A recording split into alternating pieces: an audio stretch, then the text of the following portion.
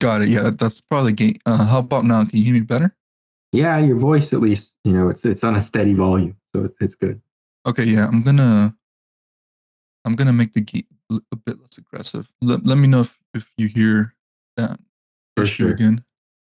All right. Yeah, all right, you're fine right now. Anyways, you were talking about how our a lot of our freedoms and how we're being completely destroyed in terms of privacy. With what is the Patriot Act and Snowden and all that.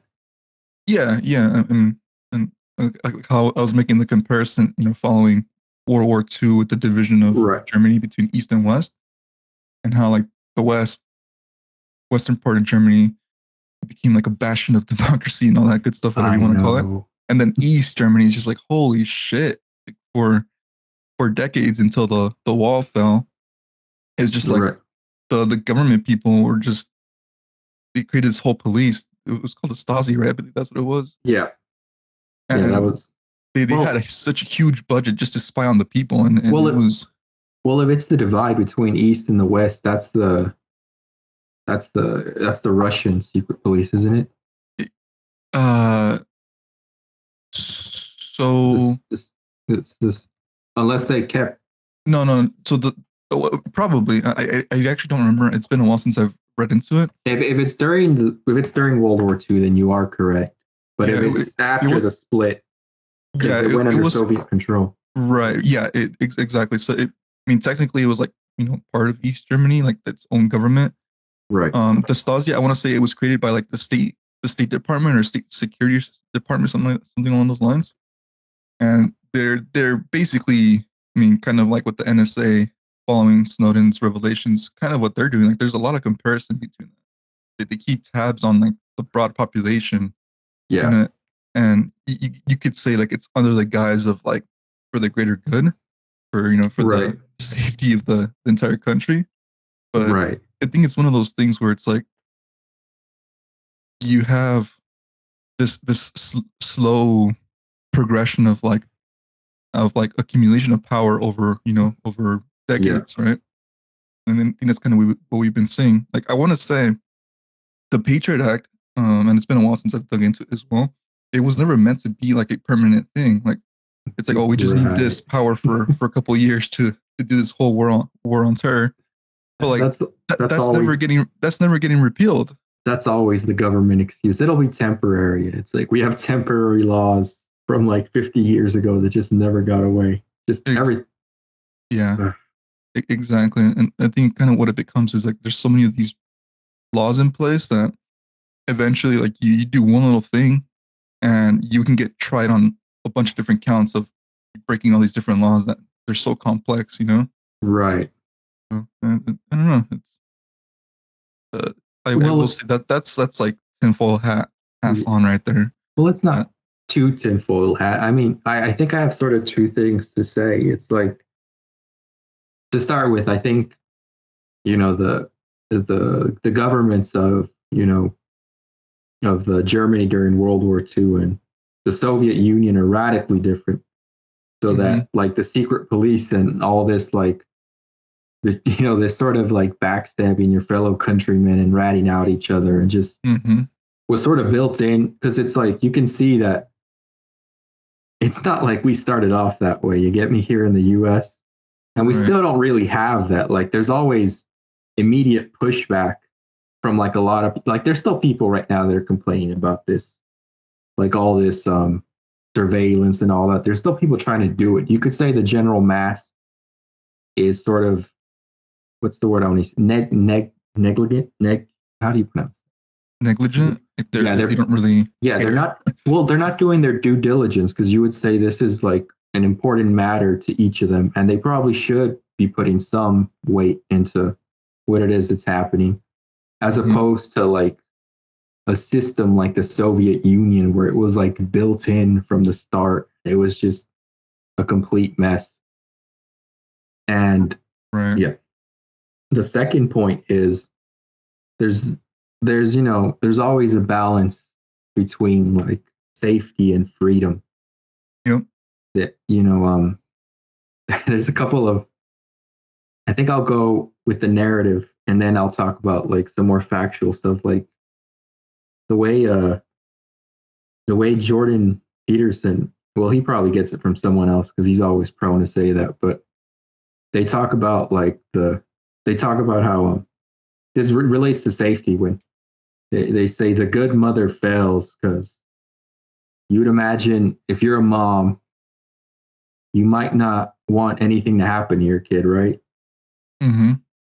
But it's like, is that's not completely true because you could see how quickly you could try to avoid any sort of danger or risk from your kid's life. And it's like, what kind of kid would you be raising? Like, you'd be raising just this weak Right. child who has Mm-hmm. like no way to like navigate the world. It's like you can't be so overbearing and overprotective that there's no risk. So, but at the same time, you can't be like you can't just be so laissez-faire about it. Like if you just let your kid do whatever with like no guidance or with like no sense of like protection, you could easily see how they could get hurt. Like Yeah. Yeah. if you Yeah. like you could It's that balance. That. right, like you can let your kid maybe play outside with minimal supervision, but you probably wouldn't want to let your kid play in traffic or Mm-hmm. play with fire or anything. There's a mediating balance. Right. And That. Yeah. the government sort like people sort of it's the government sort of the way it works with in our society and civility, we navigate through that same balance as to how much power we have because like you can imagine how safe a government could make you if they had almost absolute control over absolutely like if you had absolute control over absolutely every element of life, you might be able to diminish crime, but it's like, what kind of life is that? Like, We'll see that, and also like there's a huge asterisk to that component, right? It's right, assuming that the government is right, benevolent and isn't prone to corruption, which, right. as we all Of know, course, of government is course. formed is a human institution, so Right, it's fallible to that. right. A government's only as good as the people in it.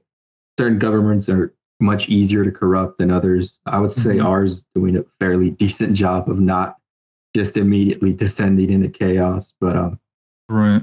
But like there was like it's but at the same time, too much freedom is like the sort of like there's no like it's just sort of a free for all. It immediately descends into a free fall. It's like, all right, I'm stronger than you. What's to stop me from just taking all your stuff? It's like Hmm. you Right. need society binds us, but it also keeps us safe. And there's a great example, sort of with it's like 1960-ish, 50-ish is like this lady I like talks about it. She she's a feminist and she was talking about how during the time females weren't allowed to go past 10 and the excuse given was that it was for their own safety. Hmm.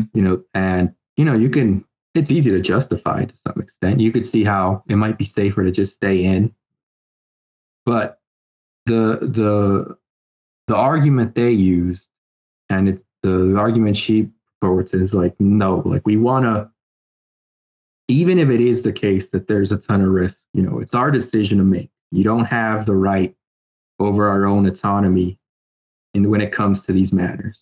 So it's Hmm. like, if it's so be like if we're risking, assault or being, untowards by certain men, it's like, well, so be it. Like it's our decision. You can't have that autonomy.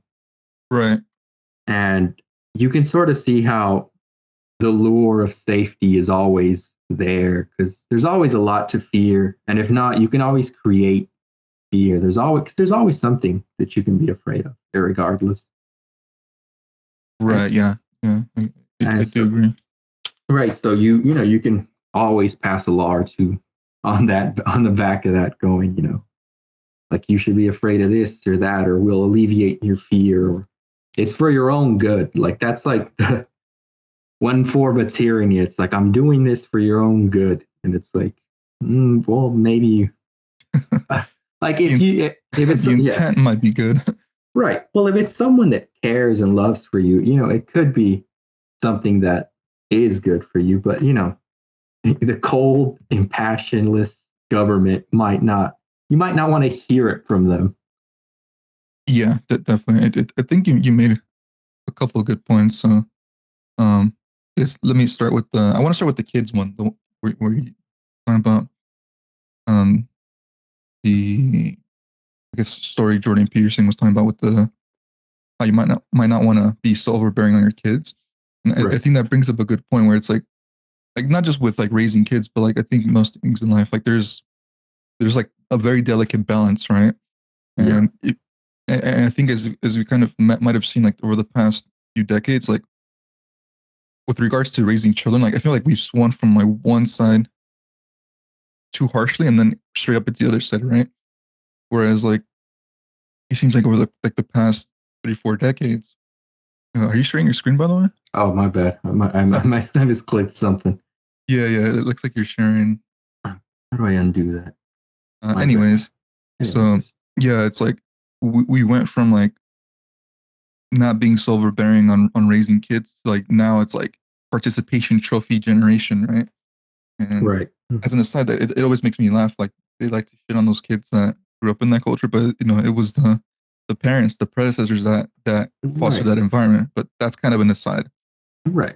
Which Of is course. interesting to me. It's like we always kind of seem to, and you can see this throughout history. It's like you swing from like one side of the pendulum very violently straight up into the other side, and and I think that kind of like I don't want to say it's intentionally or if maybe it's just like a some like some like natural law that kind of happens over time. I remember hearing Jordan Peterson a while ago. I think he was giving like a lecture in a school or something, and he was saying like like people sharp people of intelligence, people that can read, write, speak very well, that those are very dangerous people, right? Like if you can, if you know how to like think and write properly, you can destroy anybody in a good debate, in a good argument. But the Right. problem is like those kinds of people, like whether by design or just whatever it be, like they're not being created as often because of like the school system we have in place, where it's like it's all about grades and it's not about learning how to think and learning how to write and all of that.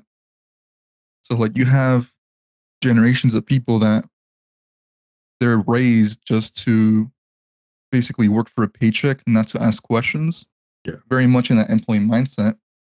And then on the other side, you have like these government structures that are run by people that might have come from political dynasties that are very well educated, and they're doing things that people don't even know about. Like going back to like the whole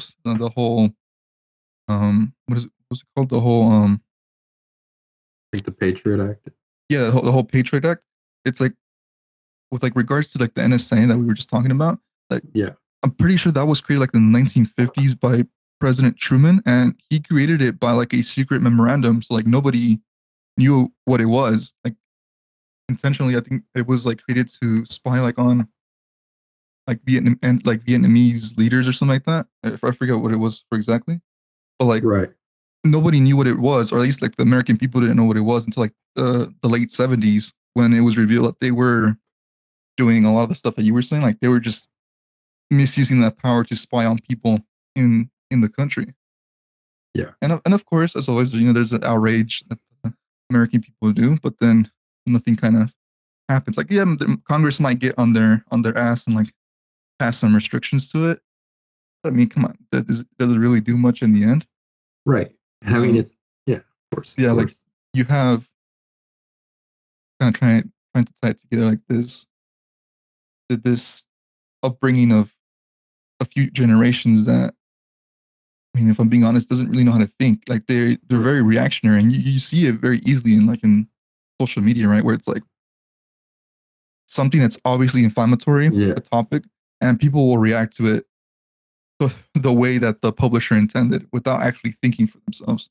So like, how Right. can you expect those people to organize and lead against like a government that's been encroaching upon their freedoms? Like, it's not. I don't think it's possible. Well. Well, of course not. I mean, if you'd imagine like one little sort of side note, given that my boy Peterson likes to be precise in his language, I think he mentions that the well-read and the people that can write and speak properly are competent, not dangerous, competent. Like, because Right, right, right, because there's so much you can do if you have those abilities. You know, you can clearly express ideas and convince others and so forth and so forth. And there's also an addendum right. to that that sort of goes into your point, and that's Well, I that will it say this. Sorry, before you add. yeah, I mean, depending on which how much that tinfoil hat is put on, I guess you could yeah, say, could be dangerous to the structures, right? certainly, I'll just add that cer- as a side note. certainly, if you're a corrupt politician Hmm. or someone who's just who maybe you're not even as competent, and you can sort of see a danger in, like, oh, if this guy makes it any higher, I might lose my job. So it's like you can see how envy can create can make this person dangerous, even though in the long scheme, it's like you want these people in your society, Right. right? But a sort of addendum, again, to bolster the point, is there's a second part to that, and that's that Peterson also claims that, people that are weak tend to be the most dangerous. Mm, And, you can sort of see how that might be the case.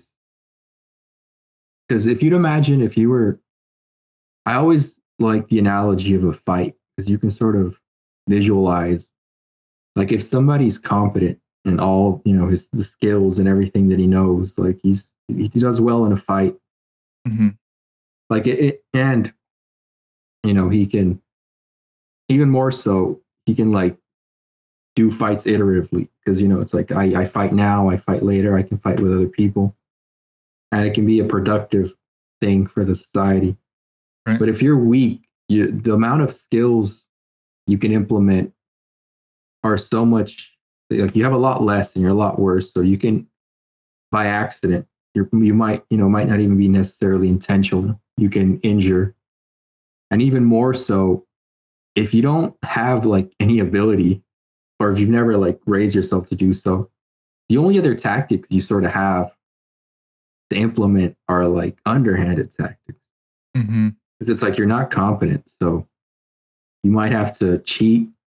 You could see how in the political realm, if you don't really have any of the skills or the wherewithal or the leadership skills, that you might just degrade the conversation and into wrestling, like we previously talked about. It's like, well, I can't Right. really, like, I can't actually hold a real fight. Like, that guy over there is doing MMA. Meanwhile, I'm like the Undertaker. Like, yeah, I look impressive, but I, like, put me in a ring and I'll get destroyed. So I might as well make a spectacle out of this Right.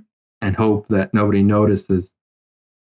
And you could see how a weak society has no tools to fight the corruption that's creeping into the system, because it's like, well, what are they? What can you do? You don't really have that many skills. You barely have your life in order. Right. It's like, Yep. but Hmm. how? But now you have like like a super problem in the case of, like, well, your government's spying on you. And it seems to be the case that at least a lot of the senators, whether knowingly or unknowingly, corroborated in this fact. And it doesn't seem like they even care that, it's like, oh, we're still going to keep sort of doing it. Hmm. And it's like, well, what do you do about this? Like, that's like an egregious assault on your privacy. Yeah. And You know, what I would have expected to happen if if we were a society of rational beings is right, I would have expected the January 6th insurrection to have happened the moment that Snowden talked. Like that would have been reasonable to me. Like right. fucking storm the Capitol for that. Well, it's like, Instead, we storm the Capitol for some shit that doesn't even matter. I know it's so, I almost want to say heartbreaking, because it's like, I was listening to, I don't know if you know the band Sabaton. Yeah. Yeah, I was listening to, like, they were talking about like the Marines, and and like the bravery shown by this man, and I'm like, I was thinking like, is there no is there no brave men? Are there no brave leaders in our society? I mean, there are people certainly out there, taking up a cause, but like, is the individual not has have we deteriorated? I mean, part of me just thinks maybe you know, I think the internet made it super easy to see how corrupt the system has become. Mm-hmm. Because, and not just the government, mind you, I think you could see it with like corporate media. You could see how easily slanted they are. Mm-hmm. And this is, regardless of which political position you take, you could see how slanted they are. Like they can put out the news, but I could check on Twitter or on YouTube and look at the actual footage of whatever's happening and go like, hey, you guys are straight up lying, or you're sort of bending the Right. truth. And I I think, right. I do want to add to that though. I yeah, used to think that like the web as we currently know it would kind of put an end to corporate media. right, But like over the past few years, I've kind of noticed that like despite the fact that, as you said, it does show like a more truer sentiment that corporate media doesn't show you. Like right, at the end of the day, these platforms, Twitter, Facebook, YouTube, they're still owned by mega companies, and these still will try to put a slant right. on They, the direction. Right? It might not be as effective, but yeah, there's still very real problems of like censorship within those platforms. Like if you say something that might be on the fringes, like yeah, you could get censored, you could get delisted. right. I mean, it's on all the platforms. They all have their own bias. Like, Mm-hmm. and like with YouTube, they even made it so that like whenever you look up stuff on recent news, they slant towards like the corporate media. They Mm-hmm. go trusted news sources, but I mean, Exactly. I have my doubt there. Mm-hmm. And I mean, they, given the strange position that they hold as, public private property when it comes to like speaking, it's like there's a lot of things I would be interested in talking about. But, if you did so on YouTube, it'd be like, all right, well, that's it. Your channel's done. You can't speak about these topics at all. Or if you do, it's like the algorithm just completely crushes your video, and it's like, well, now you don't Yeah. have any views ever. Mm-hmm. Yep. Yeah. It's a weird one for sure. That's why I'm so big on this whole Web3 concept, where it's like I don't want to get too preachy about it, but Yeah, it's like the web too. It's for all the great things that it's done and it's produced for us. It's not without its flaws. And with Web3, you can decentralize those power structures and give kind of like the power and the voting rights back to like the people. And while that sounds great, that also kind of scares me, right? Because it's like now you're really allowing the people to have a say in pretty much how these structures are governed. But right. like Well, people, at this point, I'm a little bit of a pessimist. Like I don't have much faith in my fellow humans. Like sure, there are pockets of people that are very intelligent and can rationalize and think their way through problems to right. create very viable solutions. But I fear that they're outnumbered by the masses of idiots out there. Well, I wouldn't call them. I dislike calling them idiots just because we can all sort of fall prey to our biases. It's not so difficult for it to happen. But I mean, I do agree because you can see how almost anyone gets swept up in like these stories. Like everyone wants to push their narrative of Hmm. what's happening. And, even if it becomes so quick, like even if a handful of people get it, like, okay, maybe we're sort of seeing it, it's still so easy to like immediately latch on to whatever you've been told.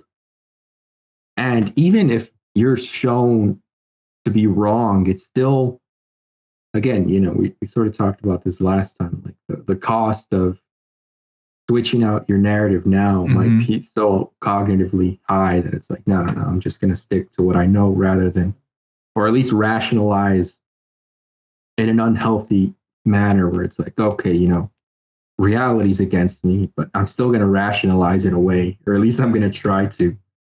Right. No, Like some, yeah, I get it that the act of doing so, it's very painful. right. Perhaps the word idiot is a bit harsh, Yeah. but I do stand by it because I feel like if you can't go through the pain of changing your mind, like Right. I don't know if I'd call it, I don't know if I'd call it a matter of intelligence, but I would call it sort of like a matter of, well, I guess for lack of a better word, well, almost like free will. Like, yeah, no, no, I'm not saying it's a matter of intelligence at all. Like I right, believe every person, I mean, obviously aside from if you have right. disease or something, has the capability to rationalize whatever it is that you're trying to understand. Yeah. It's just that the emotion kind of gets in the way and it becomes painful or Right. it's embarrassing to admit, right? But Right. That's why I sort of want to conceptualize it more as like a free will slash like discipline thing where it's like, the emotional reaction is there for everyone. We've all seen these, any, it's easy to trigger someone's emotions with the right language and footage and whatnot. But it mhm, takes like some work to go like, all right, I have my emotions, but I'm going to have to put that aside for a sec or two to right, see what it is that's might actually be going on, even if it doesn't, suit what it is that that, like, reality doesn't always play nice with you, but you have to deal with it. It's like, okay, these are my cards. mhm, This is what reality dealt. Maybe my conception of what's happening, politically or whatnot, isn't quite right. So I might need to make some adjustments. right. You know, you know what? I'm gonna go full degen right now, and just double down on the whole fact that people are idiots. And I want to say at this point, it's probably in our nature. As I'm talking about like broadly speaking as human beings. Right. The the problem, and I've been like really thinking about this for months now, like trying to rationalize why I hate religion so much. So Yeah. I'm gonna jump into that boat right now. It's gonna be fun. For But sure. the reason why I hate religion so much is because, and obviously this is, I mean, it's gonna sound disrespectful, but I don't mean any disrespect to people that practice it. For sure. But I feel that religion as a whole is a cop out to the whole meaning of existence, right? Like whether Yeah. you believe that there is a higher power or not, just believing in it allows you to not have to worry about at the end of the day what does this all mean, right?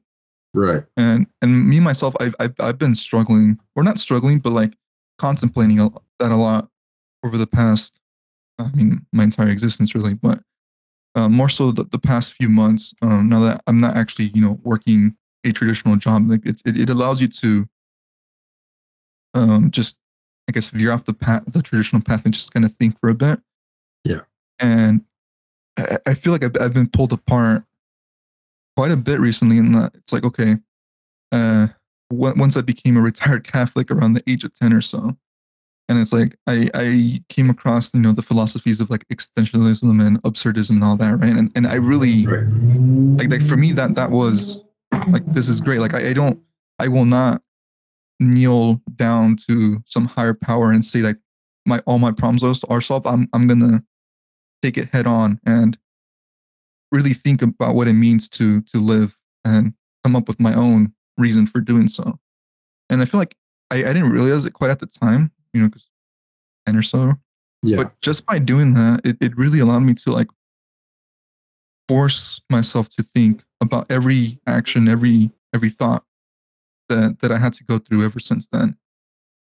And and I think that's partially why when you try to have a conversation with someone that's religious, Yeah. and even if you're not attacking their character, you're just questioning, right, the religion itself. It becomes an attack on their comfort, of of that religion, of their meaning for living. Yeah. And just by looking at history, I mean, religion has been with us for such a long time. I mean, we're talking, I mean, I don't quite know the entire history, but I want to say like maybe close to the beginning of humanity, right? Well, It's like it's yeah. almost like second nature that we've been ingrained with this like cop out feeling. I believe so, and kind of like tying it to what we're talking about now. It's like we've been so ingrained with just kind of like taking the easy way out. I mean, because at the end of the day, biologically speaking, human beings, though they by design gravitate to the path of least resistance, right? Like that's just the way our nature is set up. So it would make sense that you wouldn't want to go down the difficult path of thinking for yourself and realizing that you might have made a mistake and admitting that mistake, because that's just too because like if you're wrong about that, like what else are you wrong about, right? Yeah, of I course, think of that's course. just too painful. Hmm. I I think let me try to rephrase the issue you have with the religious, or at least isn't necessarily the religion itself, but this sort of how someone might adopt a model of how reality is and not think critically or anything about it really. Like you can it's not like you can see it in other things too. Like, some people adopt a political stance and Hmm. they never think critically about it. You see it a lot with like, you talk to like some communists and they're like, yeah, da, da, da, da, all this, and then you bring up some of the issues in the same way you would with the religious, and like like, hey, what about the Soviet Union, or what about Maoist China? Like, what's Hmm. going on there with your system? Hmm. And it's like, no, that it's not real, da da da da. And it's like if you want to preach something, that's fine, but it's if you're not gonna challenge. Exactly. Yeah, and that's why I say I'm not saying it as a disrespect to the people that might follow a certain religion or a certain type of political belief. It's like, okay, fine, accept it, but don't blindly accept it. Question it. Right. Every single day that you wake up, ask yourself, like, with everything that I lived yesterday, that I went through yesterday, does the Yeah. belief that I hold, does that still ring true to myself? Right. Right. Like you can. I don't think people do that. Right. Like you see people. I or well, two things I should say. I agree, because you sort of see, like, you see how some people use it as almost as a crutch. Like I've heard people go like, well, I'll put this on God or let Jesus Hmm. decide. And maybe you could say there's some utility when you go, there are things outside of your control. Hmm. And you could, like, there's things that you just can't do anything about. I can't control the weather. I can't, I can't control how people act, et cetera, et cetera. I mean, there's a lot I can control, but not as much as there is reality. So when some people defer to that, you can go, okay, maybe there's utility. You don't have to deal with what you can't control. But I do see people using that for things that they can control. And I'm just like, hold on, hold on. Like, don't put this on your creator. Like you can do something about this stuff. Like Right. don't use this as a crutch, because I I haven't I sort of stolen my view on religion recently from a lot of people I've been listening to, some evolutionary biologists, some from my boy JP. Hmm. And it's like, because it's interesting, like out of all like the model, because but you can denigrate, you can criticize the people who are using religion unthinkingly, or at the very Hmm. least with like no, because it's like not everyone is a philosopher at the church. Like some people are just there for their mass, some Hmm. comfort, and I mean I don't blame them. Like life's tough, but Yeah. at the same time, it's I wouldn't want them to use that as a crutch for inaction. But Hmm. as far as like models of existence go, even with flaws and all, like out of all the systems that we've created as humans, by that same merit, religion's the one that's like lasted longer than anything else. Like you could say Rome as an empire was impressive, and all these other kingdoms and structures of government, but they've all been outlasted by religion Hmm. and Yeah, specific religions. right. And that's just a testament to how effective they are at what they Right. do. Well, it's like part of the reason I like I don't know if you've ever seen them. It's the Jordan Peterson's which one call it lectures on the biblical series. No, I've never got into those. I probably should though.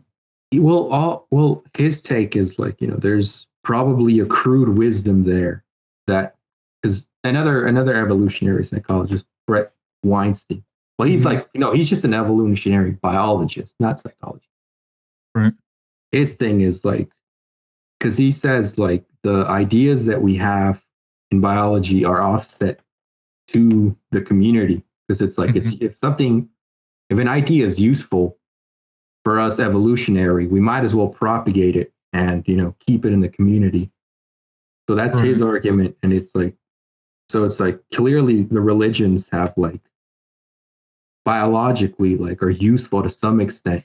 So we've kept them around like the ones that have stayed around for thousands of years like Christianity, Hmm. you would even say like is Muslims and the Hindus technically also have like long lasting religions. Hmm. And JP's point, Jordan Peterson's, is when he does the biblical series, he looks at it from an evolutionary perspective and he sees what and a cycle and he says that the Bible gets a lot of the psychology right and he goes through it. So it's like you could say there's something religious about what he's doing, but it's like he's contending with it within like the harshest of manners. He's putting it up against evolution Hmm. and his, like 20 years or 50, 30, who knows how long he's been studying of psychology. So it's like if that guy says something about the religion, it's like there's a lot of weight there. It's like you can go like, okay, maybe there really is, some utility here, but to Hmm. the guy who just puts it all on God without too much of a thought, like you could maybe, I suppose, if you're a religious man, you might praise his faith, but I, don't use it as an excuse for inaction. Is my Right. would be my Yeah, point. and I definitely agree with you. And, like I said, like, and I do agree with your point that you made earlier. Like it's not like we're all like we can't fall, pray to it, right? Like me myself, and I'm just using myself as an example. Like I said, yeah, I retired from religion quite a while ago, but like that doesn't mean that I'm not open to learning, right? Like I'm like this is my second time rereading the Bible. I'm currently going through it. Right. Just because I don't subscribe to the belief, like doesn't mean that I'm not going to keep learning about it. That I'm not open to the literature. I'm not open to talking about it. And I'm not saying I'm the model human being. Far from it, Yeah. actually. But it's I think we could all benefit from this openness to Yeah. just thinking. Right. I think it's not an attack on religion, but it sort of is an attack on the religious thinking that some people might have Hmm. on whatever model they might have. Like it's like, look, there might be more to it. Like you can't be so static. Like All you right. might want to open yourself up. There's some flexibility, of course. You can't open yourself up to everything because it's like then you have no footing and it's a mess. You can't be super subjective. But it Yeah. certainly helps. It certainly helps. Being open minded is far, far more useful than anything else out there. Really. Exactly. And I mean, to start with, the whole reason I even brought up religion was just I see this the comparison, right, between like uh religious type of thinking or lack of, with Yeah. like the same thing in politics and in government and in society in general, like with the whole I think we talked about this in previous episodes, like the whole move to automation and artificial intelligence. It's like our way of life, it's changing very rapidly. Some people are oblivious to it, But you know, again, we can't we we can no longer afford to live as statically as we have been in the past 5, 6 decades. Like things are changing, and part of the problem that I see, going back to like religion and politics, is, or at least I guess you can kind of sum up religion and politics. You can put those like kind of in the same bucket. It's like those topics have been with us. Those ideals have been with us. Again, I don't know the history, how long those been with us, but like I'll just say since the beginning of time, right? So we're ingrained with that certain type of thinking, or not to think for certain scenarios, and we're at the point with we're at the point thanks to our intelligence, I could say, and that's just in general, that we've been pushing technology so hard and so fast that that historical way of thinking, or I guess just acceptance, it's colliding, and it's going to collide pretty harshly, I think, with the rate of progress that society is kind of going to be going at. And I don't really know, and I don't think anybody really knows just what the outcome is going to be of that. But I think we're starting to see, like, kind of things rip at the seams a bit. Right. Uh, yeah, I mean, I can sort of see what you're getting at there. I mean, technology is, well, certain aspects of technology are just booming like crazy. Hmm. Like AI is like one of those. It's like holy, like it's just blazing through. I think I read something recently, about Moore's law, right? Where it's like Yeah.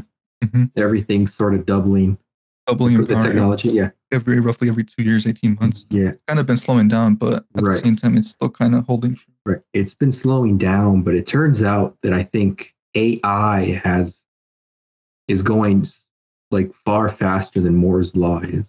Hmm. Like it's just blazing through, and you could sort of see how once you sort of make it recursively, it's like we'll have the AI build the AI, Yeah.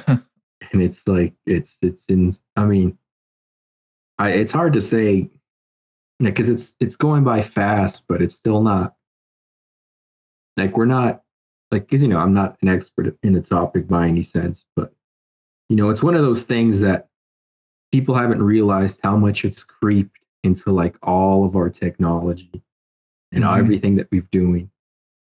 Right. And But they've definitely felt the outputs of it, right, and kind of like to add an example to yours, very yeah, quickly. It's like for the past, I'll even say like 6 decades, right? yeah, It's like we've been, and I'll just say American society, we've been like accustomed to a certain way of living, right? Like we call that the American dream, right? Where it's like yeah, you go to work, you have a house, you have kids, white picket fence, all that good stuff.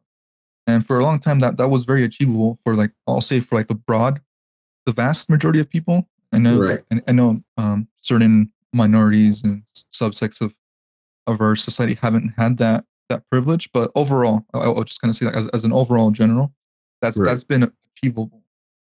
But thanks to advances in technology, and you can even chalk it up to breakdowns of aspects of our capitalism and yeah, deregulations of the 80s, if you want to go that far, financial right, deregulation. I mean, there's so many things right, that contributed to this, and like how we said in previous episodes, it's a very multifaceted problem.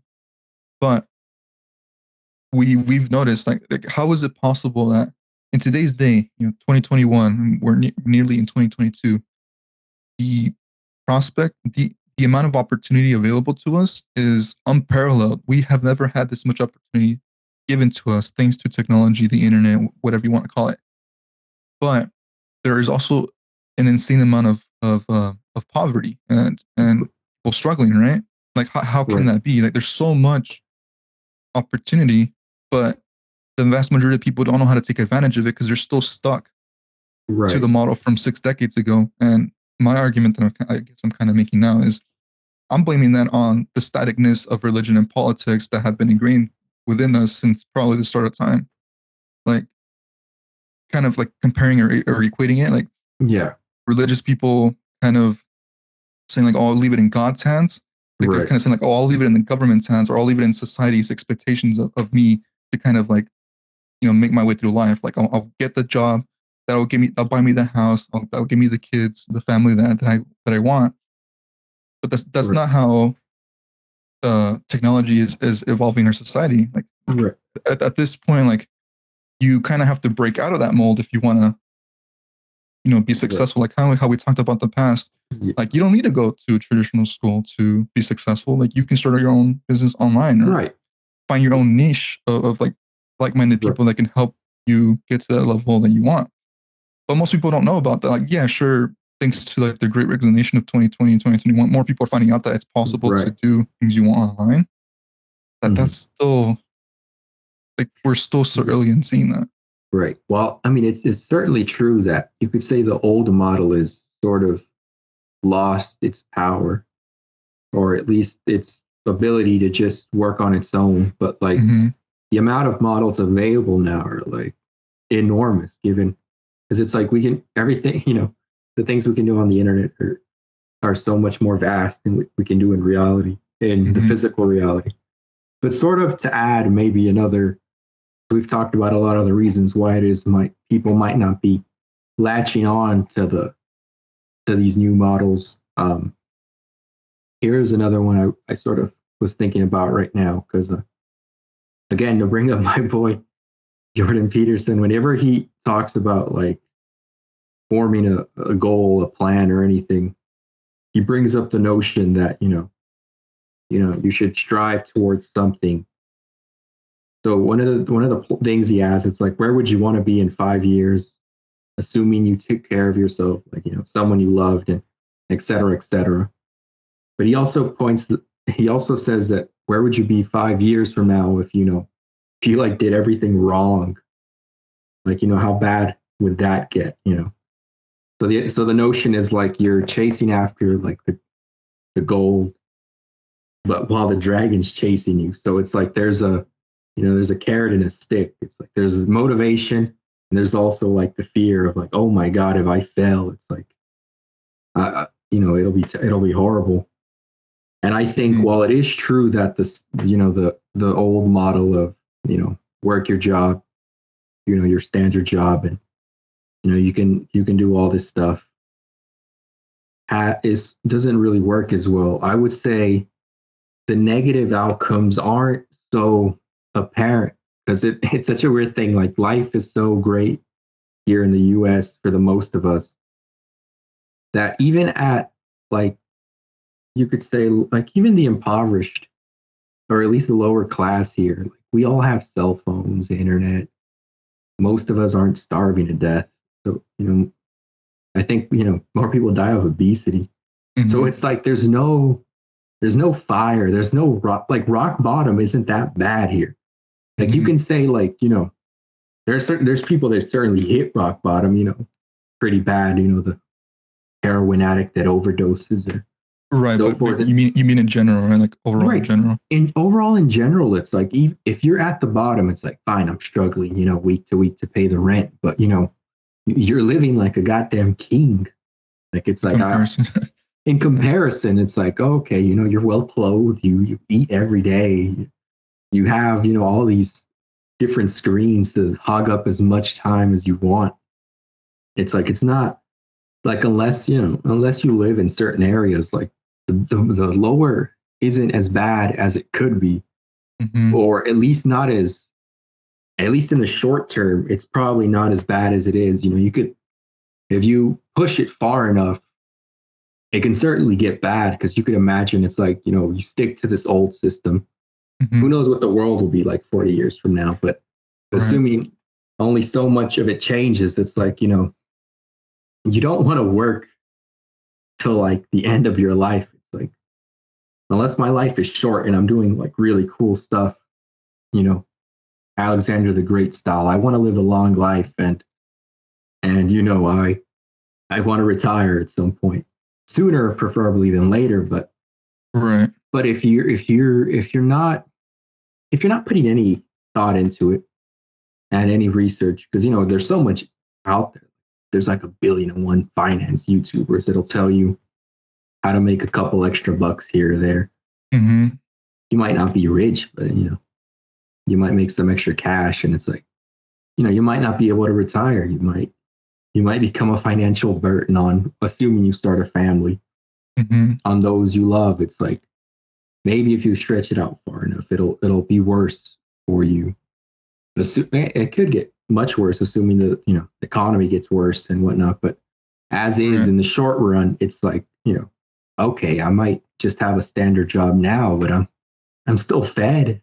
I still Mm-hmm. sleep comfortably every night. I can watch whatever television show I want, Mm-hmm. and life goes on. So it's like there's a sort of lack of like pep in their step. Like, you see Yeah. this with like immigrant, like, it's so funny, like immigrants, like Cambodian immigrants, Indians from India, mind you, and like Asians, when they first come here, like first generation, they all do well. Like middle, Mm-hmm.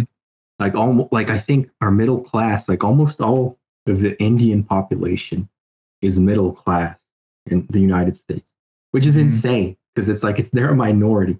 Like Asians do super well, Yeah. Jews do giga well as well. And it's like you could sort of see how they could have the initial drive, because it's like, I'm from a country where like let's take India, like they still have a caste system, for God's sake. Like, Mm-hmm.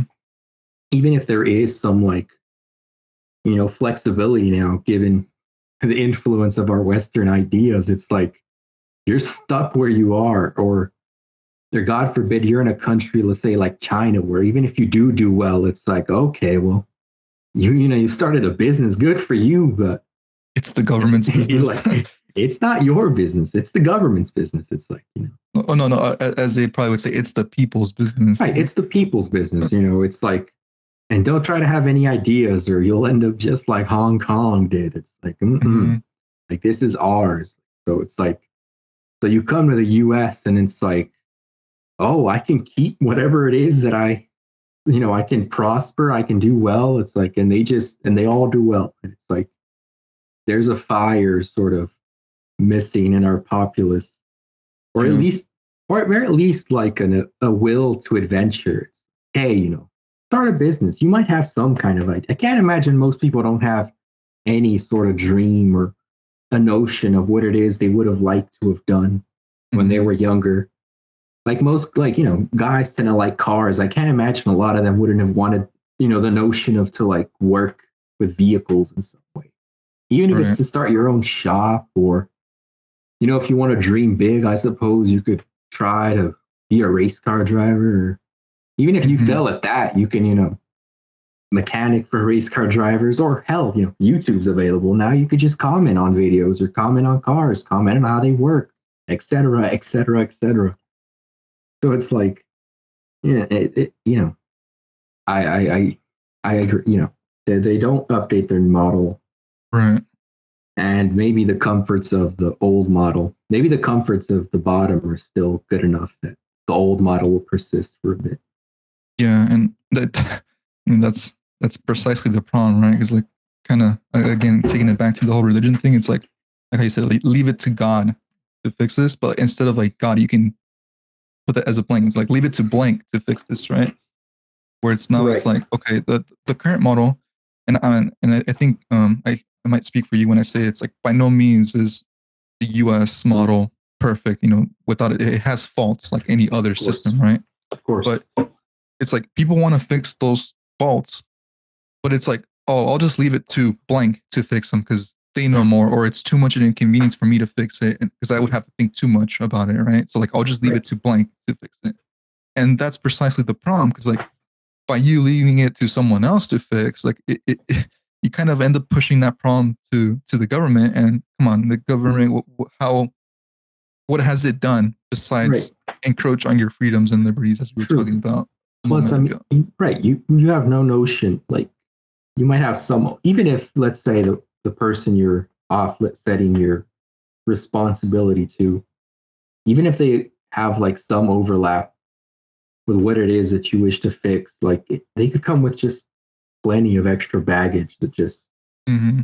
or other notions. It's like, you would probably want to do as much on your own as you can first, and then offset it to other people. And it also helps, like if you can do as much as you can on your own, it's probably easier as a way to like become a test of character because it's like Hmm. I know how to do a lot of stuff, so I can sort of see whether someone's semi competent or at least Right. trying to deceive me. So it's like now we might even be able to decide on better politicians as opposed to the sad excuse for people running our country for the most part. And that's funny. Like uh, this whole thing, everything I've said, it's kind of I've come to these conclusions kind of as like a reflection of myself. It's like I'm part of the problem, right? Because like Right. I realize, both of us haven't grown up relatively lower, not even middle class. I would just say low class. If you go by federal levels of poverty standards, Yeah. it's like, but we've been able to educate ourselves, and I'm at the point where it's like I have a fairly solid background understanding of like software engineering as well as financial education, and I know that I could help a lot of people by teaching them both of those things. And I thought about doing so, right? And like Right. implementing, like creating to help implement systems in our local cities to like maybe um, re not, implement new voting systems like at the local level. I'm sure it wouldn't be that difficult to do because our cities are relatively small. Probably not. But it's like I don't want to do that. I don't like people, and that's precisely the problem, right? Because I'm saying I'll just. I'm not even saying I'll leave it to someone else to fix the problem. Right. I'm just saying like I don't want to do that. I don't know. I don't like people. I guess I'm not Well, even sure what it is. well, it's It's like you can imagine people have different like temperaments and personality types. And in a world where we're not, making these sort of lazy, unthinking people, which I'm prey to those faults as well. That if everyone was doing their most to benefit, their countrymen and the people around them, that someone who has your skills per se, but who's just more, more extroverted. Because I mean, that's essentially the distinction there. I Who, you know who's what? more I'm gonna disagree. At least for me personally, right, I used to think that what you're saying about perhaps it's just not in my personality to do things like that. right, And I've been thinking a lot about this. I don't think it's the fact that I'm not extroverted enough yeah, to help in that manner. I right, think it's that I'm afraid that, like, let's say I believe the ideas that I have, about how to like restructure voting systems and how to like restructure local government policy and things like that. I right, believe that those are good ideas. But as I've seen with like other people run for office at their local levels, that I thought were like, wow, these people are like they have a good head on their shoulders, and they fail to people like they get outvoted to people that are just complete right, trash. I'll leave it at right, that. I think that's what I'm afraid of. That I'm gonna put out like let's say I put myself out there yeah, with what I think are good ideas or solid ideas, or at least open to criticism and open to changing my initial ideas, right? right, If I go out there with those, I think I'm just going to get torn apart because I'm going to be coming at it the engineer way, where it's like, oh, you're like I think I saw Jordan Peterson say this one time. It's like with the whole scandal that they had at YouTube a couple years back, where it's like they asked an engineer for feedback on this diversity program, and the guy gave him feedback because he was an right, engineer, right. He but they gave, weren't asking for feedback. They were just asking for him to agree with what they were saying. yeah, I feel like that same thing might happen. Not in the sense of the whole diversity problem that they encountered, but like just in the sense like, oh, here is how I think we can go ahead and fix the systems. And I would give them like a 50 bullet point way of how to fix it with very specific, systems that we can implement. yeah, And like whether it be like local media or people, they're not going to bother reading it. They're going to take one point out of what I said and spin it into something that's very controversial, perhaps. And I just don't have the energy or the patience to deal with that amount of like emotional baggage, I guess. Well, Or fair, perhaps I'm just too right. pessimist to believe that people would see the best in what I could do. Well, I don't necessarily. Well, I let me think for a sec because I sort of get what you're getting at. It's the notion that if you put in the effort, you know, as even even if you had all the perfect intentions, even if what you do would improve the system, that the bad actors in the system already, or if nothing else, maybe even the ignorant people would see your proposal and just shoot it down on accounts of either A, their corruption, or B, their ignorance. Hmm. And that, going through that effort, because it's no small thing, especially for something like, voting reform. I'd imagine that Hmm. on a citywide level, it's not a small investment, Hmm. that placing all that value on in that investment could be devastating should it go awry, especially given that the odds are somewhat against you, given that we sort of see the notion that, people like to stay within the current system, Hmm. given that it's something you can just be ignorant about because you go, well, this is how it is. And I don't have to think about it. It works well enough.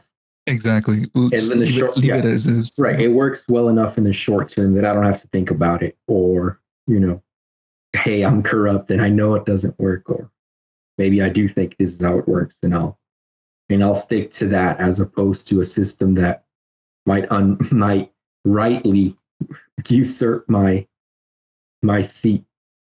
Hmm. And I mean, I'm sympathetic to the notion because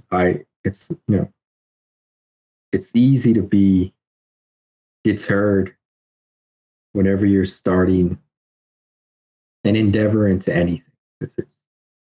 It's like it's easy to see how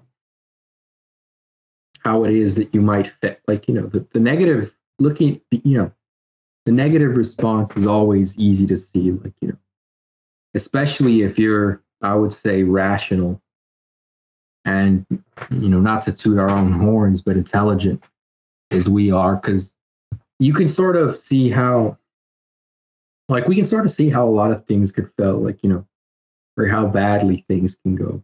Hmm. And even if we might be correct in our assessment, I don't necessarily know if it's the right course of action to act on our negative assessment, because it's like there's a lot of opinions I I've noticed on the internet that are sort of dying away just because of, let's say, in part because of the censorship imposed Hmm. by the system, but also the censorship, and that has its issues, but also the censorship imposed by the people in the system, because it's it you know it once let me try to get this and get the words right,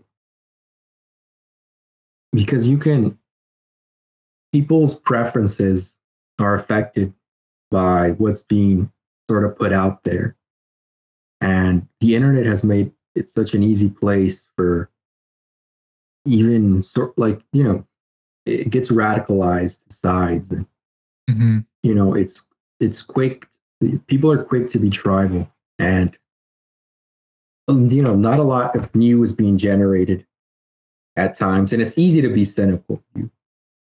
There are people out there that are trying to do well on the internet, like, there's like billions of podcasts and great ones with tons of information, Hmm. but there's people that, like, either through politics or cynicism try to take it down, like I can see people having disagreements with some of the things Peterson says. Like, I think Peterson's a great example, because it's like, you might disagree with the ideas, fair enough, but some of the attacks are just so, because it's like a lot of the message is sort of this taking, because it's a lot of this old wisdom to some extent, and then transfusing it with like his psychology background Mm-hmm. and a bit of like the evolutionary psychology and like repurposing it. And it's doing a lot of wonders for like young men and people in general. Mm-hmm. But you see attacks on it from like multiple avenues. You know, the political people, because of some stuff he said early on in his career that they disagree with. But Mm-hmm. the ones that shock me are like the cynical people that like sort of just jab at the message that are like, you know, he's just another self-help guru. He's just, you know, saying what, you know, what's been said. And, you know, I think in an age before the internet, one, I don't think he would have ever came into prominence. And two, even if he did, like these would be the opinions that, you know, this would be the end of his opinions. It'd be like he would get shot down and this is that. Mm-hmm. Luckily we're in the internet where even if there are, you know, there's tides of like of even if they're trying to attach this story onto him, like the truth can prevail to some Mm-hmm. extent. It's like there's no if you can build up enough of a core audience in what's real, and I think it helps it helps to know like that other people have similar thoughts to what you do. Like being an island is so tough. So I think even if let's say your system should fail to like be implemented, I think it would be far better for people to know that there's other people looking into the voting problem and maybe even having solutions for the voting problem because it's easy to become pessimistic and cynical about everything because there are a lot of issues. But I think instead of being naively optimistic, because it's easy to do that, you know, Mm-hmm. it's like the same kind of people who have like that religious view that are like, oh, you know, just everything will be all right with, you know, as their house is burning down. It's like Right. it's like no, like Should they're probably get a bucket of water, run away, or something. right, yeah, you know, like hey man, like sure, you know, your life might be better from now on, but you know, call a goddamn fire department. But you know, there is a way of being optimistic and still contending with reality. Like you don't necessarily have to go with what's wrong. I mean, there's usefulness in being a little cynical about things and being pessimistic to some extent. You know, prepare Mm-hmm. for the worst, pray for the best. It's useful, but I think in the long run, it's the way I view it. It's like even if the system fails, and at least in the individual level, you know that you did what's right. I sort of tell this to Vince when it comes because it's like I've sort of stopped trying to buy items that come from like China and a couple of other small matters in my life because it's like, you know, you could say one individual isn't doing much, Mm-hmm. but you know, at the very least, I know that I'm not, you know, supporting what's going on over there Mm-hmm. to the best of my ability. And you know, if enough people maybe hear the message and hear that there's like a different modality, then you know maybe that you know it could steamroll, it could increase. But at the very, you know, it's something. At the very least, on the individual level, I know that I'm doing what's proper, and I don't live with any sort of regret or disdain for my own character for not acting upon what's right. Right. Yeah. That I get that. I think an interesting thing to note, though, it's like, and I think this is very existentialist of me, but I haven't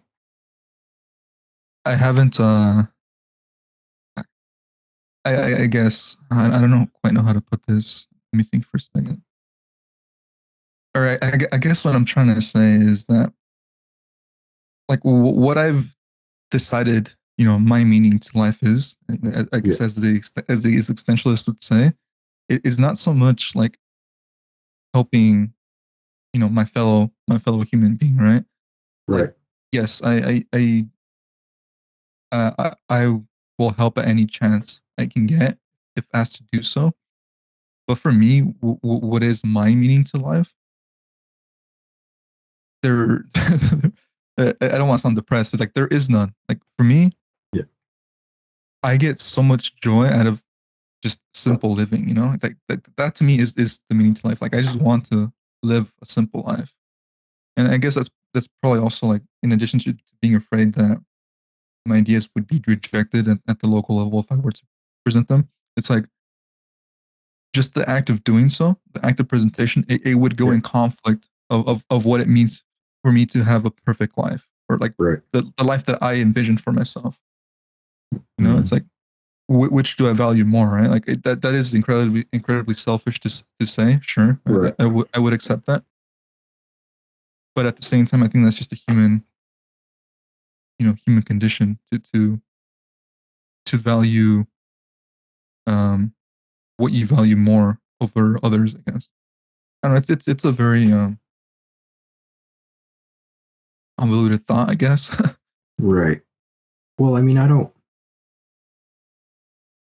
That's. I mean, that's an interesting notion. I, The I idea. guess in a way, in a sense, saying like I don't really care Yeah. about other people. I think and we've said this in the past before. It's like I don't really care much about the masses, but I do like talking to the individual.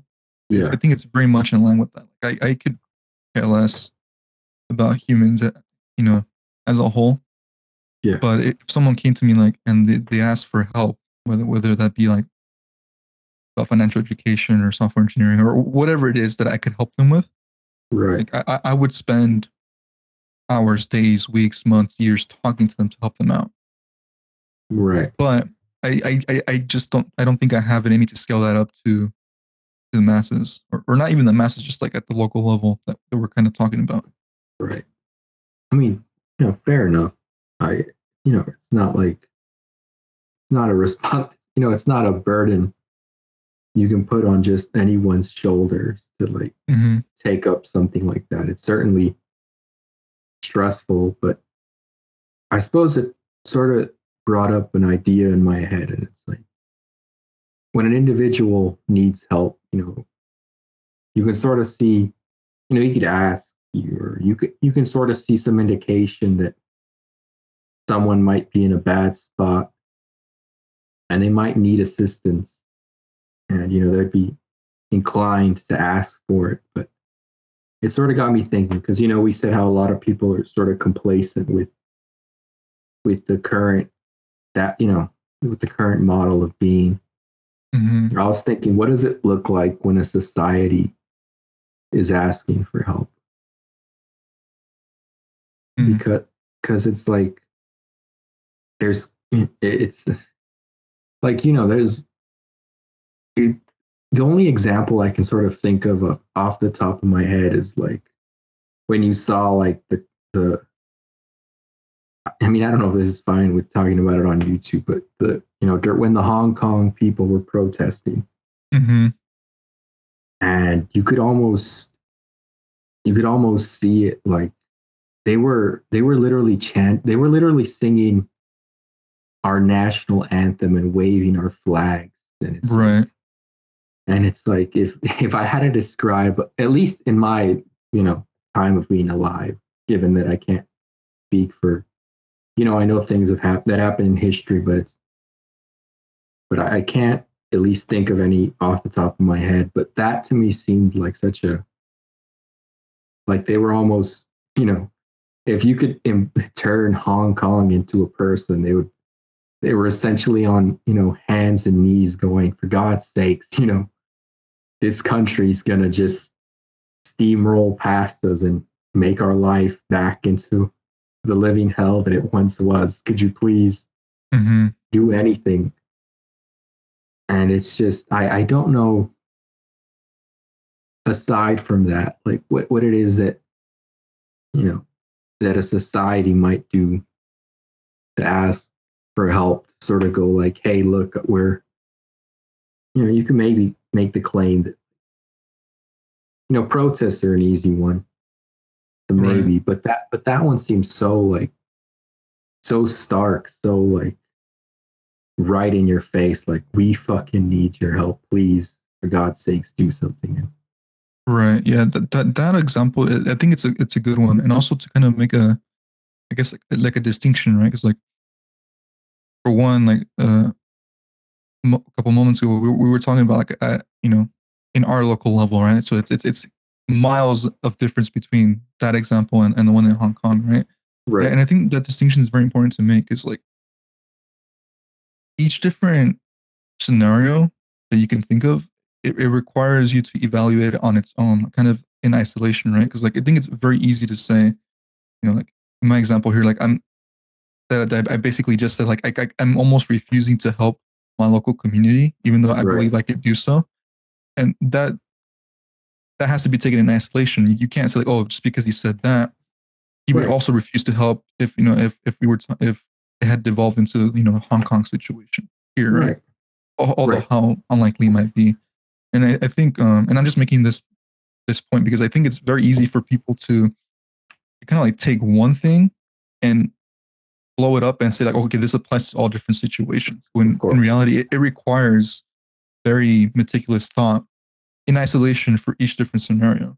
Right. There's a large difference between those two situations. It's like, a world's away of difference. Right. But Certainly. I do agree with you, yeah, that on the thought that, how do you know when society is asking for help? And I mean, to even begin with, why I brought this up, I do believe that maybe not our local, I guess, city is asking for help, but I do think, like in some sense, all the local communities, all, state communities, government, Right. federal, it's asking for help.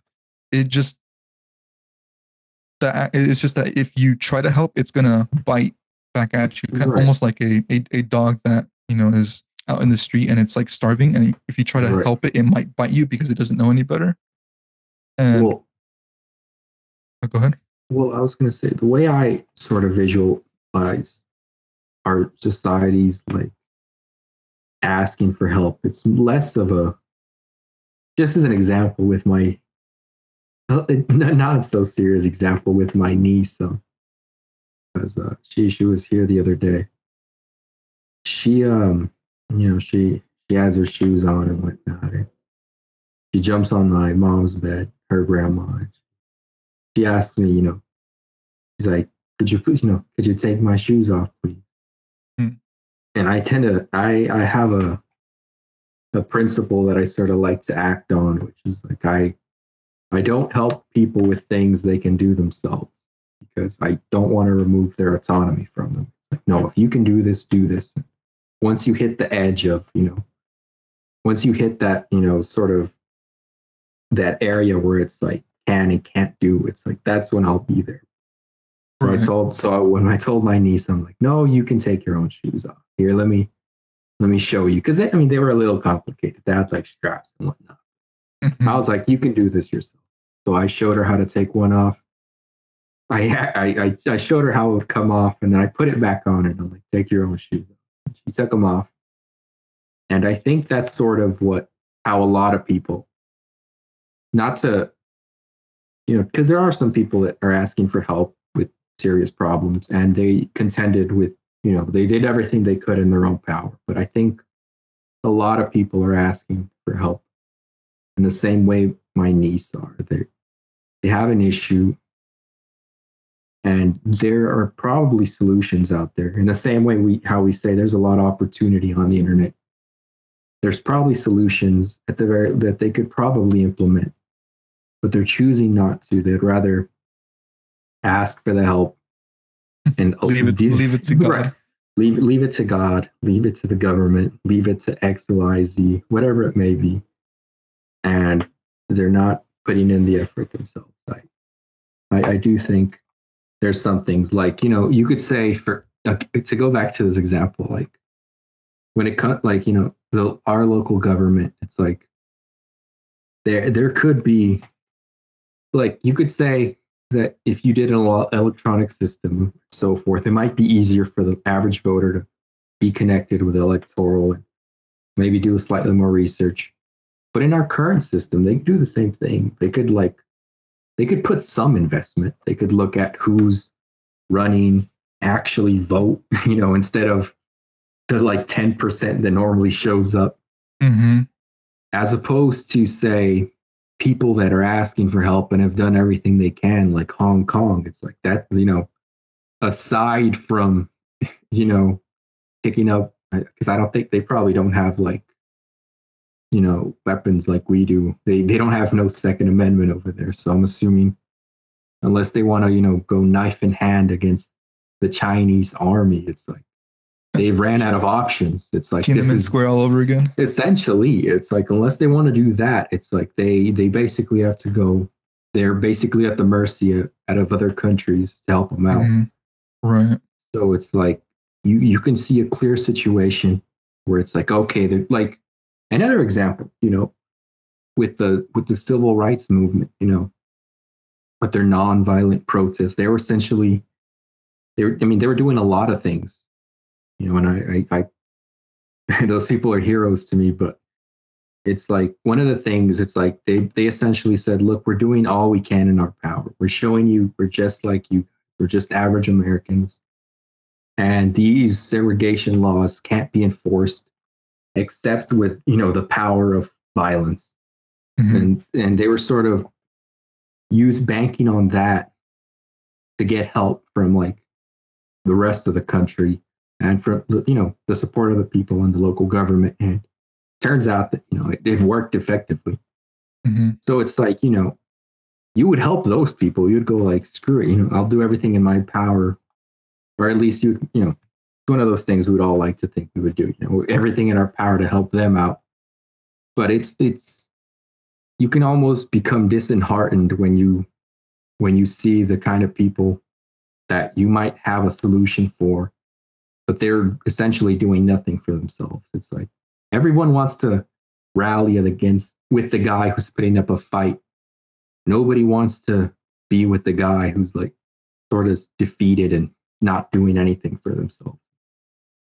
Right. It's like you won't help yourself. Why the hell should I? Yep. Yeah, that's a good point. Yeah, it's Yeah, no, it's a tough, heavy topic for sure. One that I don't have any answers to. I don't think anybody has right. any answers to.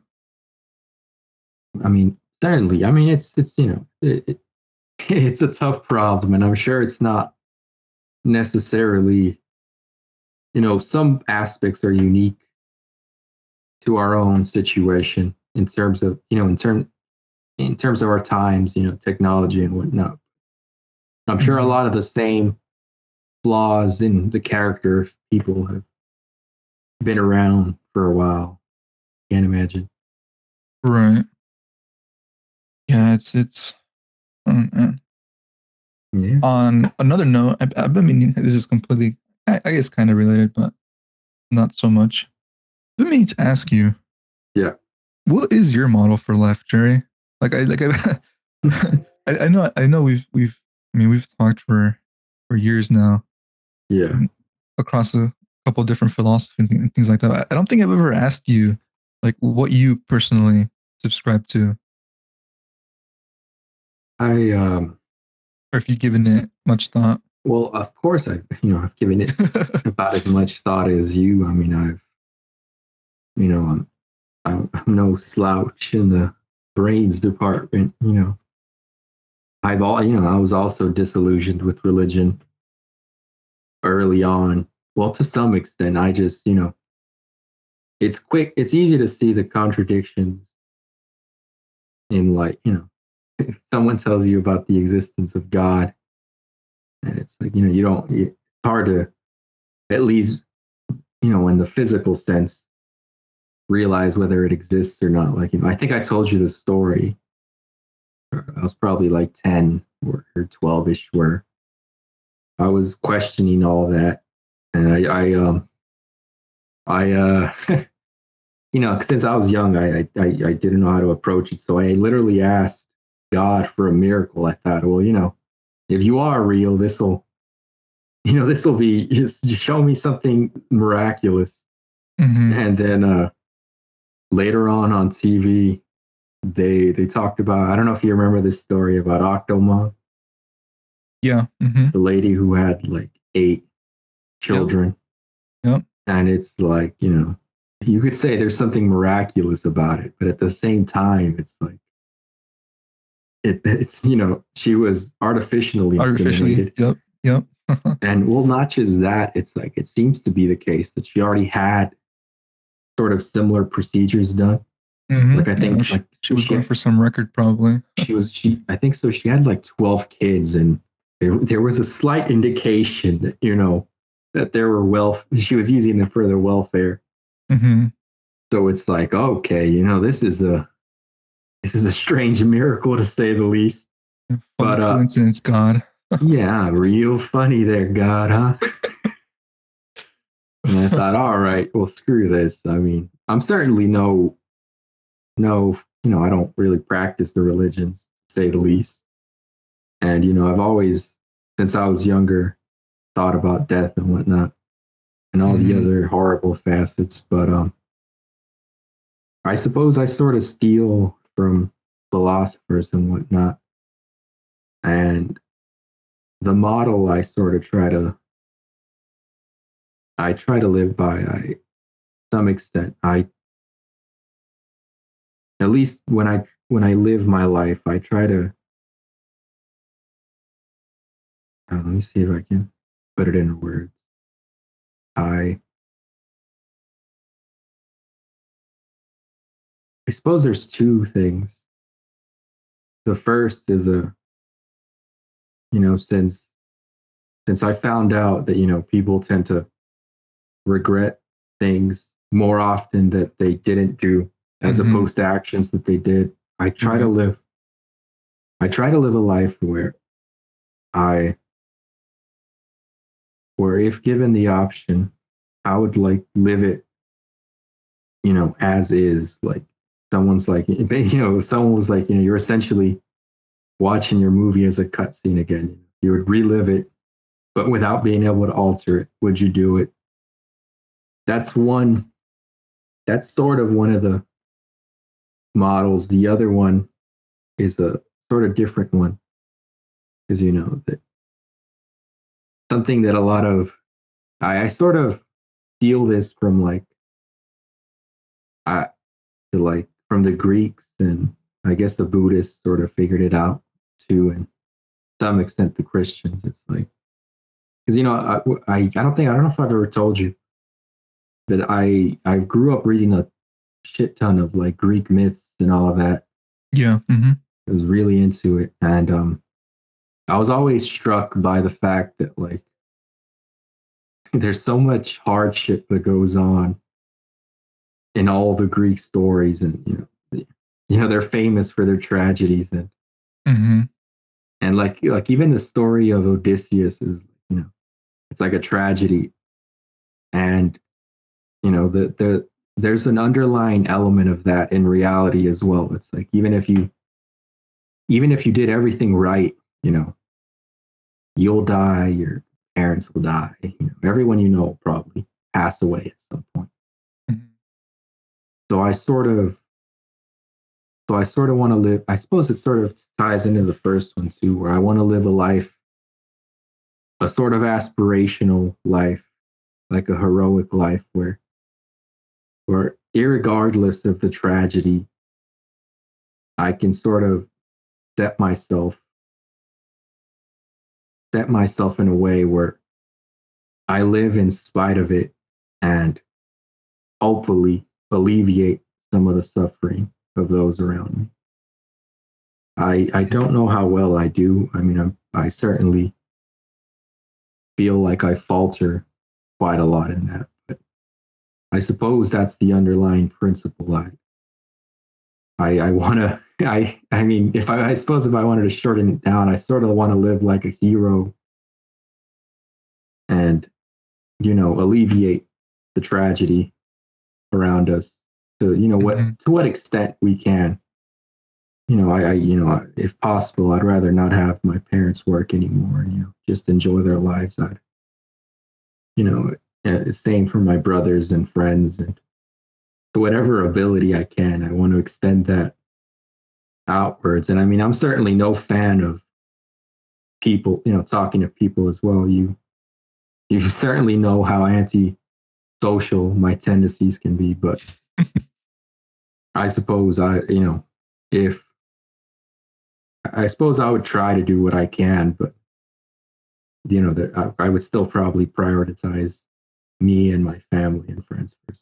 I suppose that's the model I try to live by. Mm, that's actually a rather beautiful model. I respect that. So thanks. Thanks. Yeah, man. Yeah, no, that's huh. Yeah, no, yeah, thank you for that. I've been wondering about that for damn, I don't even know how long. No problem. No problem. I mean, it helps to like speak it out loud at times too. Yeah, definitely. I think also a rather interesting thing is to kind of, I mean, you and I, we've gotten along rather well Right. for a decade plus at this point. It's always interesting to see like the similarities and differences between us, right? Right. It's like there's definitely a lot of overlap, but at the same time, it's like, oh, that's different, right? Where it's like I don't like me personally, I don't the hero thing that's rather noble, Yeah. but like I said, I'm rather selfish in the fact that I don't like whether I get to help someone or not. Yeah. Well, I'll definitely try to help as much as I can. Like it's almost like there's no difference Right. with whether I'm able to do so or not. Like if given the choice to help or not help, I would definitely help. Yeah. But if I don't get to help at the end of the day, it's like it doesn't weigh on me. For Right. me, my my goal is to live a simple life. Like that's the meaning I've ascribed to my life. I want to live a simple life, and Right. I'd rather everyone have the means to do so as well. Right. But it's not like I don't want to be the hero at the end of the day. I think that's the difference between you and Right. it's interesting. Or I guess um yeah, you're right. Speaking it out loud does help. I think it's not so much that I wouldn't want to be the hero. I think it's I'd rather be that invisible helping hand, you know? Yeah. Like if given the chance to I guess going back to the local example, right? Like if there was a way for me to implement or help implement better systems in place at the local level without having to show my face or Yeah. people know who I was, that would be the path I would choose. Like Yeah. I mean, I don't. I don't want Okay. I don't want the publicity. I don't want people to know who I am, but I would Okay. help. Right. That I makes don't. sense. Well, I mean, I don't necessarily disagree with that. I mean, like I said, we're both fairly introverted, and my level of anti-socialness. I mean, I don't even want any sort of social media presence. Like I know I don't have an Instagram. I don't have any of those, and it's like I'd also preferably would not want to be like being famous is such a it's so it's not the thing it once was. Like you could say at one point fame had like a different value to it, given depending on the time period, but just for the posterity of America and its Hmm. time, like you could say like being famous in the 70s usually either tantamounted to like you doing some kind of crazy crime or you were like a celebrity. Hmm. And it's like, there's tons of perks that come with being a celebrity and whatnot. But I think the power of fame has sort of diminished to some extent because it's like you can be famous and not famous. Like, like PewDiePie is like the most subscribed Hmm. person in like the world on YouTube. But, $10 says I could find 10 people, walking outside and ask them, who PewDiePie is? Who the fuck? Like, yeah, Yeah. who are you talking about? Like, who gives a Right. So it's like, I mean, I don't necessarily ascribe to fame, but I do think it helps people to have, a model to like, not to necessarily say that I'm the one in this case, but having a vision of one method of, maybe not just success, but a way of living, like when I Mhm. showed you the guy, the ancient life coach, with the Romans and whatnot, it's like Mhm. you get to see the life of like men, great men, and it's like there's a lot of utility in being able to see how it is that, you know, I don't want to use the word successful, but they live a life where it, you would almost want that to be your existence. You're like, I want to have this, strength of character, or this, or given my, placing myself in a situation, I would want to act in such a manner, like, like we still, like for God's sakes, like the Marvel movies, we have all these heroes and characters, and it's like, like it wouldn't like it's not, it's not as, it's not the same as, an old Roman general who's lived at one Mhm. point, but the values are still sort of there, that people can attach to. And I mean, so a lot of these are fairly useful, like, bravery and loyalty and a lot of these other virtues that people might want to have. And I think it Right. helps. I suppose it helps for people to have the model there to emulate and then maybe expand upon with their own knowledge. But Mhm. I probably, just like you, I probably wouldn't want to. I wouldn't want the limelight. I'm not a fan. I don't like a lot of people knowing who I am. I if possible, I'd want to be. I want to, like, on a textbook, my name would show up, but No picture. a picture. I mean, I suppose if I were that famous, I suppose it's just because I can see a lot of the pitfalls and things I would dislike. But Yeah. maybe if it helped those around me, I'd do it. But Mhm. besides that, it's not like I'm comfortable with it, to say the least. Right. No, yeah. I definitely get that. Yeah. One thing I started doing that I used to do back in college to kind of keep myself organized, Yeah. is to do like a habit tracker, right? Where at the beginning of every single month, like or like the last day of the month, I'll write down like in a journal or something, like a bunch of different things that I want to do consistently every single day, right? Right. And so that'll be like one side of the page, and the other side of the page, it'll basically be like journal entries that I'll write if I'm ever feeling like I need to express something on paper because I don't want to talk about it with someone else. Yeah. That I'm just antisocial. Um, but something that I wrote that I didn't really think of much of until recently was an entry that I made in October, and I'll just kind of read it because I think it's kind of sums it up Yeah. nicely. Go for But it. I put here, as I reflect on the life I lived so far, a few things begin to make sense to me. I never learned to make friends because I never desired to have any. Yet somehow people still gravitated towards me and they seem to like me, or at the very least tolerate me. And then I put here, uh, I am antisocial. I put in so little effort into friendships. I'm not a great friend, and there's a great selfishness with my time that I don't want to give up. Yet, despite that, over the past 2 years, I've learned that despite my antisocial nature, I do want to help people I care about to be happy. I would work hard and provide them with whatever they needed to make it happen.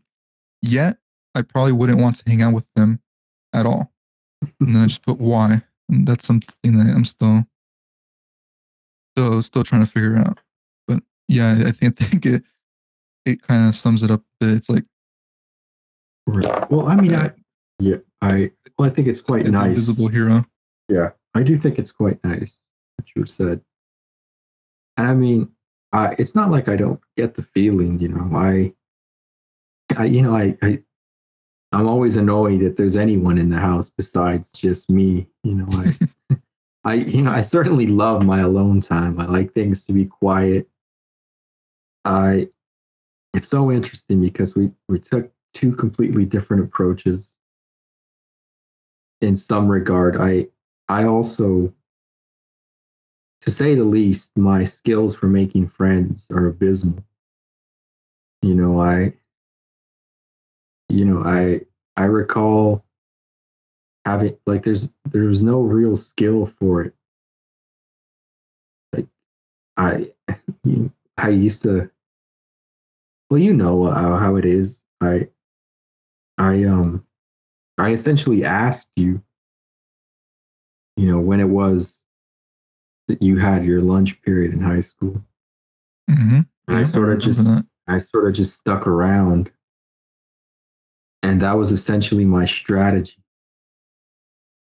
with, I probably put little regard to how maybe burden, like I still, I don't know how to put this, but I still sort of have the feeling, and I never got rid of it, even though I don't think it's the case. That whenever I'm at someone's house or I'm with someone, that I'm sort of imposing upon their generosity. Like I'm some brute just lumbering about. And it's like, okay, well, we gotta fucking have Jerry at our house for another couple of hours. And I mean, That's funny. like, When in reality, it's quite the opposite. I think most people that know you would want you to be around. I mean, certainly. I mean, I was working out with Caesar like a few weeks, like less than a week ago. And, he'd invited, I think he had put it on the Discord too. Mm-hmm. And, well, he had messaged me. He's like, "You want to work out? And I'm also gonna put some stuff on my car if you want to help." So I went, and, the workout was done. We did the deed, whatever he wanted to put on his car. We built an incline bench, which was nice. Then he ordered food, and then finished our workout, and then he was like, "Do you want to eat a pupusa with me?" So the food hadn't arrived yet. I shouldn't have. And I was like, "All right, I guess I'll stick around for a bit, Caesar." So we were in his room hanging out for a bit, and the feeling sort of crept up again. And I mean, it doesn't help with me that I sort of like having some goal towards what we're doing. Like, Mm-hmm. like it's like, if we're just, I don't mind it. I don't mind if it's something simple, like if we're just gonna play a game. I could do that for hours. But so I sort of left, and it was like, it's sort of like I was just like, all right, I guess been like a decade, and I guess I still sort of, not much has changed in terms of that feeling. And I Right. mean, I suppose, and I mean, I suppose it's a failure on my part to pick up certain social cues. Caesar ordered 4 pupusas, and I've only ever seen him eat 2. Like, clearly the guy wanted to eat with me, Mm-hmm. but I was too wrapped up in my own little thing to realize. I was like, oh shit. I felt bad about it later. I was like, oh crap, Caesar probably wanted to eat together. But yeah, Yeah. but that's interesting. The separate the separate routes, because I mean, I sort of pitched myself to the lads as being always free to hang Mm-hmm. out whenever they wanted. I mean, I've certainly spent more than enough time with them. I mean, a lot Right. more than you have. That is true. Yeah, and it kind of goes back to what I was saying. It's like I've never Right. put in the effort. Like I probably because I've never had to, Right. and I have noticed like even now, like if if we didn't have this podcast going, or like Yeah. if Caesar didn't reach out, like I could go months, years probably without reaching out, and Mm-hmm. perhaps it's because I am selfish, or I just I don't know. Like to me, like I've had this conversation with other people in the past. It's Yeah. like I don't put like what our friendship may be. Like I don't put stock in it. The Yeah. amount of time we spend together, or like the amount of times I Right. contact you. Like that doesn't define what a friendship is. It's like it's within the time that we do spend together. Like the quality of it. Right. That's what I define the friendship to be. Right. So days, months, years could pass by, Right.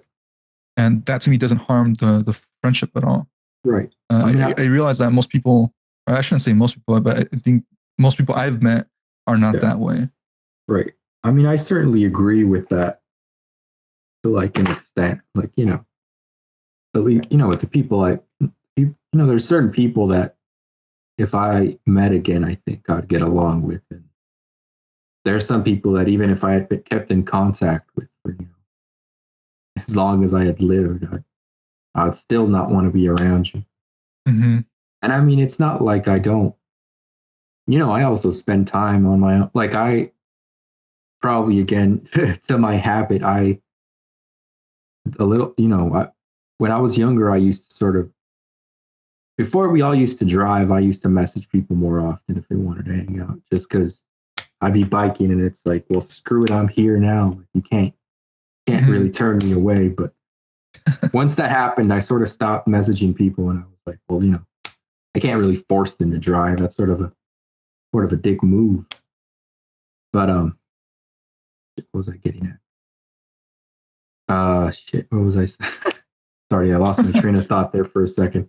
I'm not sure exactly what you were getting at, but hey, Oh, the, the, right. the oh, go ahead. Or you go on. You probably have a I'll point. say While I, just to your point where like you had said earlier, you enjoy spending time with yourself.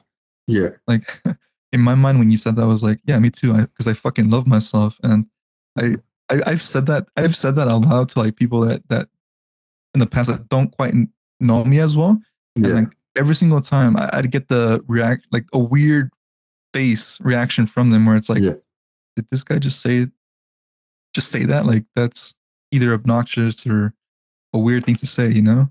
yeah. But I think that that does perfectly sum it up. It's like you're with yourself 100% of the Right, time.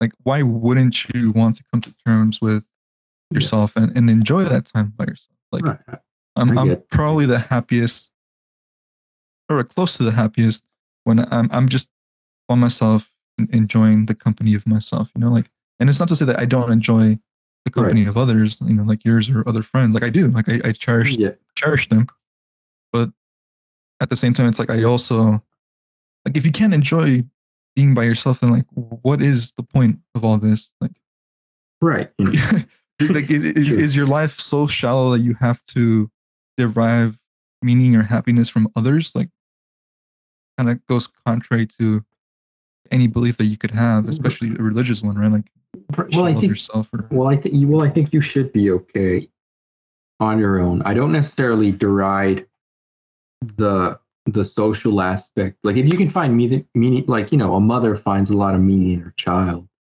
but I would say you should be somewhat comfortable on your own. Exactly. Yeah, I'm not, and I'm not detracting It's from or taking away from that. It's it, more so like with the example of the mother, right? And yeah, and I've read studies in the past. I just don't have the numbers at the top of my head. But like a lot of those, like when the kids leave the den, the parents, especially the mother, right. can become depressive, right? Because they've It's dedicated, allocated yeah, their whole essence and being to some external thing, which it's very important and very noble thing to do. it's like the But people that use others as a crutch for exactly, that meaning as opposed to finding like, some value on their own. exactly, like they have to spend some amount of time defining who they are and putting value in themselves. Because if they don't, at the end of the day, it's like Yeah. you only have yourself. Right. I mean, I like my alone time. I always sort of joke around after I've been with the lads for a few hours. I'm like, finally, I get rid of you.